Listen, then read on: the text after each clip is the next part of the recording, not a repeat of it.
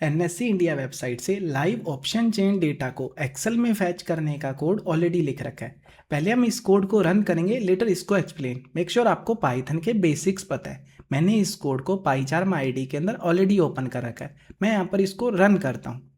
जैसे ही रन करेंगे तो यहाँ पर हमें टर्मिनल के अंदर कुछ इन्फॉर्मेशन इंटर करनी है, जैसे कि इनपुट्स इंटर सिंबल। किस सिंबल के लिए हमें ऑप्शन चेंज चाहिए, ये हम सेम फॉर्मेट में डिफाइन कर सकते हैं जो एनएससी में डिफाइंड है। इंडेक्स चूज कर सकते हैं, स्टॉक चूज कर सकते हैं। तो मैं एक बार के लिए निफ्टी को चूज करता हूँ, तो सेम फॉर्मेट में निफ्टी डिफाइन करता हूँ। इंटर करेंगे। अभी एक्सपायरी इंटर करनी है, तो निफ्टी के लिए आप किसी भी एक्सपायरी को इंटर कर सकते हैं यहाँ पर। तो मैं एक बार के लिए 28 अप्रैल 2026 रखता हूँ। सेम फॉर्मेट 28 APR 2026 इंटर करेंगे। अभी हमें शीट नंबर या नेम डिफाइन करना है, 012 XYZ निफ्टी बैंक निफ्टी कुछ भी डिफाइन कर सकते हो। तो यहाँ पर इसको भी मैं सिंप्लिसिटी के लिए 0 टाइप करके इंटर प्रेस करता हूँ।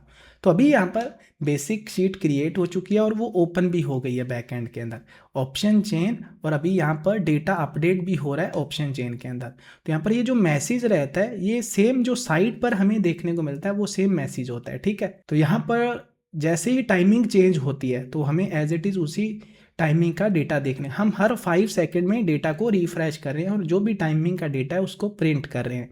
यूजुअली एनएससी इंडिया वेबसाइट पर 1 मिनट में डेटा अपडेट होता है। तो जैसे ही डेटा अपडेट होगा यहाँ पर मैसेज में टाइमिंग चेंज हो जाएगी। तभी हम बात करते हैं एक्सेल की। एक्सेल में यहाँ पर हमें अंडरलाइंग सिंबल, निफ्टी, एलटीपी, किस टाइम का डेटा, एक्सपायरी, ये मैसेज देखने को मिल रहा है। नीचे पूरी ऑप्शन चेन की टेबल है। यहाँ पर जो भी डेटा अवेलेबल नहीं है वो नन हमें यहाँ पर देखने को मिलता है। तो यहाँ पर ये जो सेम मैसेज यहाँ पर होता है एलटीपी के साथ, और उसकी एक्सपायरी को हमने एक्स्ट्रा रख लिया है ताकि देखने के लिए। और यहाँ पर इंफॉर्मेशन कौन कौन सी है, OI, चेंज इन OI यहाँ पर आप देख सकते हो, volume, IV, LTP and change, बीच में स्ट्राइक। C का मतलब है स्मॉल केस में कॉल के लिए, और P का मतलब है पुट के लिए। और यहाँ पर अगर आप मिडल में देखोगे तो आपको प्रॉपर इन्फॉर्मेशन देखने को मिलेगी जो भी एनएससी इंडिया साइट से हमें देखने को मिलती है। और यहाँ पर डेटा अपडेट का पता हमें इस पर्टिकुलर मैसेज से चल जाता है, या फिर कोड जो रनिंग के अंदर है वहाँ पर अगर चेंज आ रहा है टाइमिंग के अंदर तो उस अकॉर्डिंग हम अपडेट को देख सकते हैं यहाँ पर, ठीक है। तो अभी मैं क्या करता हूँ, कोड को एक बार फिर से रन करता हूँ। रन करेंगे, यहाँ पर अदर कोड रनिंग में है, यहाँ पर सेम कोड दूसरी बार रन की है, ठीक है। वो भी अभी रनिंग के अंदर है इस 0 शीट पर। अभी यहाँ पर मैं रन करूँगा बैंक निफ्टी के लिए, तो सेम फॉर्मेट बैंक निफ्टी जो कि एनएससी के अंदर डिफाइंड है, और एक्सपायरी उसकी चूज़ करते हैं। तो यहाँ पर बैंक निफ्टी सिलेक्ट करेंगे। एक्सपायरी किसके लिए जाना है, तो यहाँ पर मैं चूज़ करता हूँ 26 मई 2026, ठीक है। तो इसकी जो भी इन्फॉर्मेशन, यहाँ पर कोई इन्फॉर्मेशन नहीं है, तो बीच में जो इन्फॉर्मेशन अवेलेबल होगी वो हमें एज इट इज़ देखने को मिल जाएगी। सेम फॉर्मेट में डिफाइन कर देता हूँ 26 मई 2026, इंटर करेंगे। इसको हमें 1 शीट पर अप्लाई करना है, सेम शीट पर नहीं कर सकते। 2 कोड एक शीट पर चलेंगे, डेटा मिसमैच होगा, ठीक है। तो आपको प्रॉपर ध्यान रखना है 1 शीट पर, या फिर इसका नेम बैंक निफ्टी भी रख सकते हो। सिंप्लिसिटी के लिए मैं यहाँ पर एक डिफाइन कर रहा हूँ, इंटर करूँगा तो यहाँ पर ऑप्शन चेन डेटा अपडेट हो रहा है। सेम शीट के अंदर एक अनदर शीट क्रिएट हो गई है 1 नंबर से, उसके अंदर बैंक निफ्टी का डेटा आ रहा है, सॉरी। तो यहाँ पर उसकी इन्फॉर्मेशन हमें देखने को मिल रही है, जो इन्फॉर्मेशन अवेलेबल है वो यहाँ पर आ रही है। जैसे अपडेट होगा ये मैसेज में अपडेट मिल जाएगा, या फिर आप यहाँ पर चेकआउट कर सकते हो। तो जो भी इन्फॉर्मेशन है लास्ट वो देखने को मिल जाती है। तो यहाँ पर ना थोड़ा बहुत टाइमिंग का मिसमैच होता है, जैसे कि 11:49 का है, तो यहाँ पर कई बार पहले अपडेट होगा, कई बार बाद। तो जो हर 5 सेकंड में हमें डेटा मिल रहा है वो हम यहाँ पर अपडेट कर रहे हैं, ठीक है। तो यहाँ पर यूजुअली हम खुद से रिफ्रेश करते हैं, ठीक है, इसलिए थोड़ा बहुत 5, 10, 20 सेकंड ऊपर नीचे का डेटा होता है। तो अभी मैं एक काम और करता हूँ, अनदर एक बार फिर से ऑप्शन चेन रन कर लेता हूँ। इस बार मैं करता हूँ स्टॉक के लिए। तो मैं किस स्टॉक के लिए करना चाहता हूँ, तो यहाँ पर अदानी एंड सिलेक्ट करते हैं, ठीक है, 28 अप्रैल 2026 के लिए।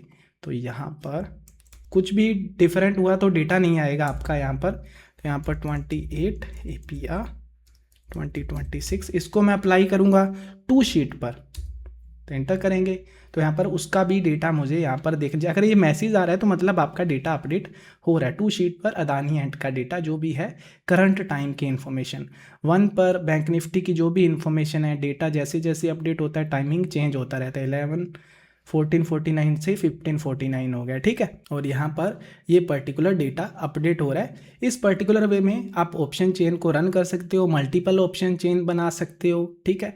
अगर मान लो कोई ऑप्शन चेन जैसे यहाँ पर कोड के अंदर मैंने स्टॉप कर दी, जैसे निफ्टी की इस पर्टिकुलर ऑप्शन चेन को बंद कर दिया 28 अप्रैल वाली, तो यहाँ पर डेटा अपडेट होना बंद हो जाएगा जीरो शीट के अंदर, ये एज इट इज़ पड़ा रहेगा, अब कोई चेंज नहीं होगा।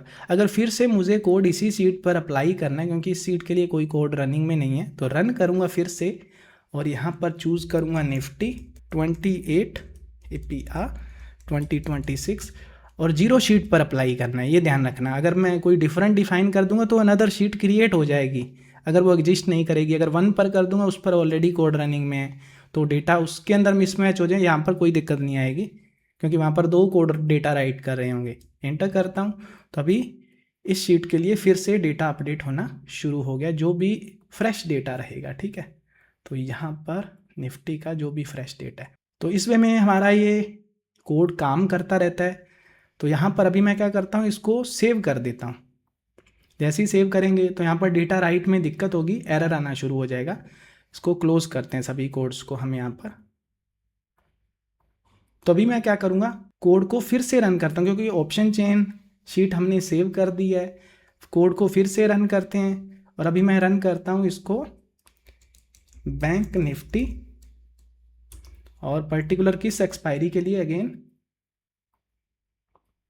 अगेन इसको मैं करूँगा 28 अप्रैल 2026। तो ये टाइप करना आसान है, क्योंकि अदरवाइज़ कोई दिक्कत आ जाती है तो दिक्कत हो जाती है यहाँ पर। और यहाँ पर मैं इसको किस शीट पर अप्लाई कर रहा हूँ, 0 पर करना है, 1 पर करता हूँ, जो मैंने पहले किया था। एंटर करेंगे तो यहाँ पर जो भी आपका डेटा रहेगा ना इस शीट पर, वो सेव रहता है। अभी 1 पर आपकी शीट रनिंग के अंदर है, 2 और 0 पर कुछ नहीं है, कोई कोड अप्लाइड नहीं है। आप क्या कर सकते हो, इस डेटा को अदर शीट्स में अपने अकॉर्डिंग डैशबोर्ड बना सकते हो, या फिर सेम शीट के अंदर जीरो शीट में निफ्टी का डेटा लेते हो, आगे इसका कोई कैलकुलेशन या कोई डैशबोर्ड बनाना है डेटा का, जैसे भी यूज़ करना है, ठीक है, आप उस अकॉर्डिंग कर सकते हो यूज़ इसका। तो यहाँ पर 1 के अंदर अपडेट हो रहा है, 11-18 को लास्ट अपडेट है। अगर हम देखें बैंक निफ्टी 11-18 का अपडेट हमारे पास ऑलरेडी है, ठीक है। इस वे में ये काम करता है। अभी मैं इसको बंद करता हूँ, कोड को एक्सप्लेन करता हूँ। तो यहाँ पर ये एक्सेल ऐसे ही पड़ी रहेगी, इसमें इशू आ गया क्योंकि एक्सेल बंद कर दिया। टर्मिनेट करेंगे, कोड को एक्सप्लेन करता हूँ, इसको बड़ा करते।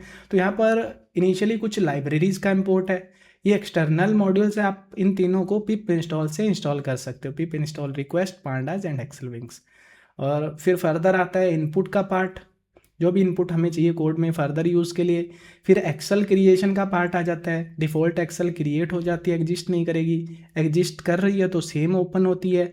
शीट जो आपने डिफाइन करी है, अगर वो एग्जिस्ट नहीं कर रही तो क्रिएट हो जाएगी, अगर वो ऑलरेडी है तो वो ओपन हो जाएगी, यानी कि उसका एक्सेस मिल जाएगा कोड के अंदर, ठीक है। अगर कोई इशू आता है एक्सेल में तो एरर आ जाएगा यहाँ पर। फिर आता है ऑप्शन चेन का पार्ट। तो हमें यहाँ पर साइड से वर्क करने के लिए सेशन क्रिएट करना पड़ता है, ताकि हम जब बार बार डेटा फैच करें तो कोई दिक्कत ना आए। फिर हम लूप के अंदर बार बार डेटा फैच करते हैं पर्टिकुलर NSE इंडिया साइट से। तो यहाँ पर ये लिंक रहता है जिससे हम वर्क करते हैं, ये लिंक शो करता हूँ मैं। NSE इंडिया साइट पर जाएंगे, इंस्पेक्ट सेक्शन पर जाएंगे ऑप्शन चेन के अंदर, और यहाँ से हम नेटवर्क के अंदर जाएंगे, ऊपर से ऑल की जगह बजाय फैच XHR, और इसको रिफ्रेश करते हैं। अगर आपको बेसिक पाइथन का नॉलेज है तो आप इसके रिक्वेस्ट रिस्पॉन्स स्ट्रक्चर को इजीली समझ सकते हो और यहाँ से इजीली लिंक आइडेंटिफाई कर सकते हो। तो यहाँ पर हमें ऑप्शन चेन V3 इस पर्टिकुलर लिंक में, जैसे निफ्टी का पर्टिकुलर एक्सपायरी का डेटा देखने, इस लिंक को कॉपी करेंगे, यहाँ से भी रिस्पॉन्स चेकआउट कर सकते हो, और या फिर इस लिंक को अगर आप ओपन करोगे तो यहाँ पर आपको देखने को मिल जाएगा जो भी डेटा होता है। हम इस डेटा के साथ काम करते हैं, काफ़ी सारा अदर डेटा भी होता है जो हमें हम साइट पर भी नहीं देखने को मिलता। तो अगर आप वर्क करना जानते हो खुद से तो इस लिंक के साथ काम कर सकते हो, बेसिक पाइथन का नॉलेज है तो इजीली वर्क हो जाएगा, ठीक है। तो यहाँ पर मैं कोड को फिर से फर्दर एक्सप्लेन करता हूँ।